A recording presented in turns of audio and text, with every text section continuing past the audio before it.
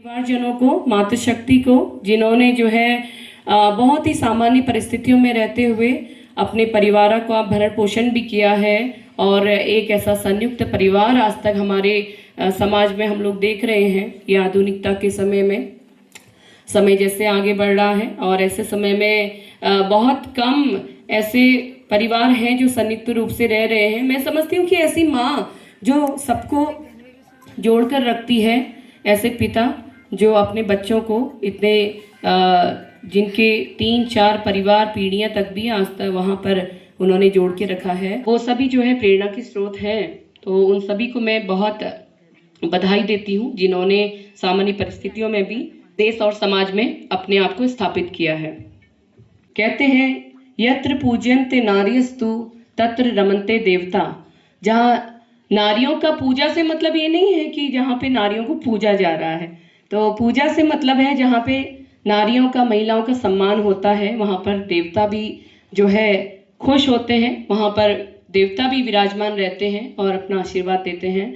तो घर की हमारी महिलाएं जो सब कुछ संभालती हैं, मैं तो सभी से कहना चाहूँगी उन माताओं का भी सम्मान हमेशा होना चाहिए और एक उसका भी स्तर सब लोग उसको भी उतना ही समझे जितना हमारे घर के पुरुषों को समझा जाता है। दोनों का योगदान जो है बराबर है। अगर वे घर के लिए अपने घर के भरण पोषण के लिए बाहर जाते हैं तो हमारी वही मातृशक्ति सबको संभालती है, वो भी अपनी क्षमताओं का जो है त्याग करती है, पूरे परिवार के लिए समर्पण करती है। और पुरुष भी अगर एक पुरुष के पीछे कहते हैं कि जो पुरुष आगे बढ़ते हैं, एक सफल पुरुष के पीछे महिला का योगदान है, उसी तरह से एक सफल महिला भी अगर आगे बढ़ती हैं तो उनके पीछे भी हमारे पुरुषों का, भाइयों का, सभी का सहयोग होता है। तो ये आधुनिकता ऐसी रहे कि हम लोग एक अच्छा समाज बनाएं और ऐसी पीढ़ियों को, हमारी भावी पीढ़ियों को भी संदेश दें कि अपनी परंपराओं से जुड़े रहें, अपनी संस्कृतियों से जुड़े रहें, अपनी जड़ों से जुड़े रहें। वो पेड़ तब तक हरे भरे होते हैं जब तक वे अपनी जड़ों से जुड़े रहते हैं। तो हमारे बच्चों से भी मैं कहना चाहूँगी, ये हमारी परंपराएं, संस्कृति, वे हमारी विरासत हमेशा बनी रहनी चाहिए, क्योंकि हमारी जो विरासत है ये देश और दुनिया में अनूठी है।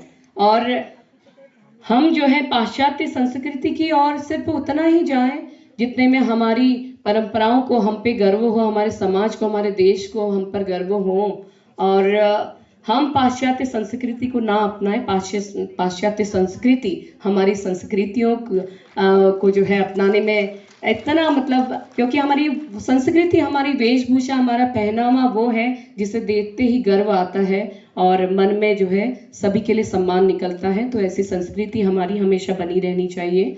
और हमारे प्यारे बच्चे, आप सभी लोग यहाँ पर आए, मैं सभी को उनके उज्जवल भविष्य की शुभकामनाएं देती हूँ। आपका जो ये समय है, ये दौर है, बार बार नहीं लौटेगा और सही गलत की पहचान करना सीखें। अपने आप को इतना मजबूत बनाएं कि कल के दिन कोई भी आपके इरादों को न तोड़ सके, न मरोड़ सके, न कोई ठेस पहुंचा सके। ऐसा व्यक्तित्व, इतना जो है सक्षम हमारे बच्चे, मजबूत बच्चे हमारे बनने चाहिए। मेरा बेटा है छोटा प्रभाकर, तो हमेशा जब धामी जी जो है MLA बने, उसके बाद हम लोग 11 साल करीब मैं गांव में ही रहती थी। तो मेरा बेटा जो है, आदरणीय हमारे प्रशांत जी बोल रहे थे, आप ये बात जरूर बताना। तो हमारे दोनों बेटे जो है आंगनबाड़ी स्कूलों में जाते थे, तो आंगनबाड़ी से दोनों ने शुरुआत करी। और जब स्कूल शुरू किया तो हमारे घर के पीछे ही मेरे ससुर जी ने बहुत समय पहले, जिस समय उस गांव में स्कूल ही नहीं हुआ करते थे, कई लोग जा ही नहीं पाते थे, क्योंकि बीच में हमारा गांव जो आता है, मेन मार्केट से जब हम आते हैं तो जंगल पड़ता है करीब 4 किलोमीटर का। तो उस समय कोई स्कूल भी नहीं जा पाते थे। ऐसे स्कूल में झोपड़ी में जो है मेरे ससुर जी ने स्कूल चलाया। तो मेरे बच्चों ने पहले वहाँ पर शिक्षा ली। हमारा अर्ध शासकीय वह विद्यालय है। तो हमारे बच्चे फिर जब खटीमा के सराफ पब्लिक स्कूल में गए तो वहाँ पे धामी जी, घर पे 2 गाड़ियाँ रहती थी, लेकिन धामी जी ने हमेशा बच्चों को जो है अन्य जो हमारे पड़ोस के बच्चे थे उनके साथ भेजना का निर्णय लिया। और मैं क्योंकि माँ हूँ और मेरे को भी उस ऐसी समझ नहीं कि उस समय ऐसी रही, तो मैं हमेशा कहती रहती थी नहीं गाड़ी से भेजो, गर्मी होती है। और धामी जी बोलते थे नहीं सबके साथ जाएंगे, जैसे बाकी पड़ोस के बच्चे जा रहे हैं वैसे जाएंगे। तो हमेशा बहुत कुछ सीखने को मिलता है, बच्चों को ऐसे नहीं बनाना है। हम लोगों को कभी कोई सुविधाएं नहीं मिली, हमने हमेशा जो है ऐसे परेशानियों में मतलब जो है जीवन यापन किया और बहुत कठिन परिस्थितियों से हम लोग निकले। तो बच्चों को कभी भी मैं समझती हूँ, अब मुझे बहुत चीज़ें समझ में आती हैं, तो मैं भी कुछ समय बाद जब मुझे भी समझ आई इन चीज़ों की, तो मैं भी हमेशा बच्चों को ऐसे ही जो है शिक्षा देती हूँ, संस्कार देती हूँ कि मेरा बच्चा शरीर से स्वस्थ भी हो, मजबूत भी हो और उसे हर गलत और सही की पहचान हो। अगर 4 बच्चे हैं कहीं से वो कोई शिकायत लेकर के आए, मैं सबसे पहले अपने बच्चे को डांटती हूँ, समझाती हूँ। और चाहे एक बार की बात है, मैं बताना चाहूँगी आप सबको। तो बास्केटबॉल का कंपटीशन था स्कूल में, तो उसने बहुत मेहनत की थी, बहुत मेहनत करता है वो, बास्केटबॉल भी बहुत जो है खेलता पसंद है उसे। स्केटिंग में वो 2 बार यहाँ हमारे स्टेट लेवल से गोल्ड मेडलिस्ट है और डिस्ट्रिक्ट लेवल से भी 2-3 बार सिल्वर मेडलिस्ट है वो, 1 बार गोल्ड लाया और 1 बार सिल्वर। तो बास्केटबॉल का उससे बहुत शौक। स्कूल में उनके गेम्स चले, सारे ही बच्चे, पूरा स्कूल का जब गेम चला तो उनका जो हाउस था बोला माँ जो है स्कूल के हाउस के जो छोटे बच्चे हैं, तो वो आकर के बोले कि भैया आप जिता दोगे ना हमारे हाउस को। तो उसको बड़ा जो है उम्मीद थी। और दूसरे दिन वो जो है जब मैच हुआ तो वो घर आया हार करके, जो है दूसरी टीम जीत गई और वो बड़ा दुखी हो रहा था। मैंने उससे कहा, मैंने कहा देखो बेटा तुम मेहनत करो, इसके आगे तुम मत सोचो कि कौन जो है जीता, कौन वो जीता, तो तुम उसके जीत में खुश हो जाओ। तुम्हें ये अपनी मेहनत करो और मेहनत करना अपने हाथ में है और उसका फल क्या मिलेगा, तुम जो है सफल होगे कि नहीं होगे ये वक्त जो है बताता है। मैंने कहा आप मेहनत करते रहो। और उसका फाइनल जब हुआ, फाइनल में फिर वो जीत गया, बहुत खुश था। तो उसे एक संतुष्टि हुई। मैंने उससे कहा कि वो भी, आप उसकी खुशी को भी देखो ना।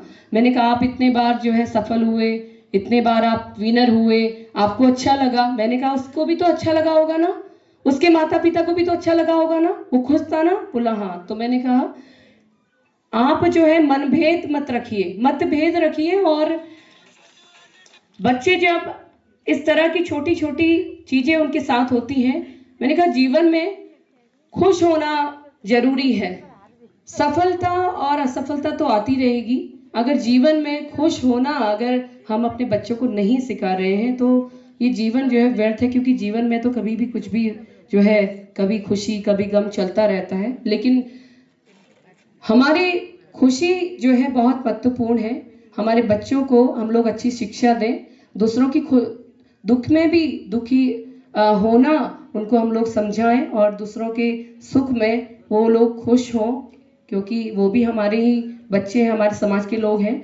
और इस तरह का सहयोग और एक ऐसी मेंटालिटी बनी रहेगी तो मैं समझती हूँ कि बहुत बदलाव बच्चों में आएगा और साथ एक दूसरे के साथ लेकर के ही आगे बढ़ें। और मेरे कहने का यही तात्पर्य है कि हम लोग सिर्फ अपनी खुशियों को ही ना देखें, दूसरों को भी देखें। और अपने बच्चों को हम इस तरह का ना बना दें कि वो सिर्फ स्वार्थी बने, उसमें हम ऐसा व्यक्तित्व बनाएं जो सभी के लिए सोचने वाला हो, सभी को खुशियों में खुश होने वाला हो, सभी के दुख में दुख को महसूस करने वाला हो। और इस तरह का तराश करके ऐसी मूर्ति बनाए। और एक ही व्यक्ति जो है पूरे समाज को नहीं चलाता, ना नेतृत्व करता है। तो आप सभी लोग अच्छा समाज हमको जो है देंगे और एक अच्छी विभूति, अच्छा नेतृत्व, अच्छे वीर हमें देंगे जो देश की सेवा जो है सेवा तो करेंगे ही, लेकिन एक हमारे देश का जो संस्कृति सभ्यता का जो मिसाल हमारा देश है उसको बना करके रखेंगे। तो मैं सबको बहुत धन्यवाद करती हूँ, बहुत शुक्रिया करती हूँ। आप सभी लोग यहाँ पर पहुँचे और विश्व मांगल्य सभा के जो उद्देश्य हैं आप सभी ने सुने और आगे के हमारे आदरणीय जो अतिथिगण हैं वो भी अपने विचार रखेंगे। और इन्हीं शब्दों के साथ जय हिंद, जय भारत, जय उत्तराखंड।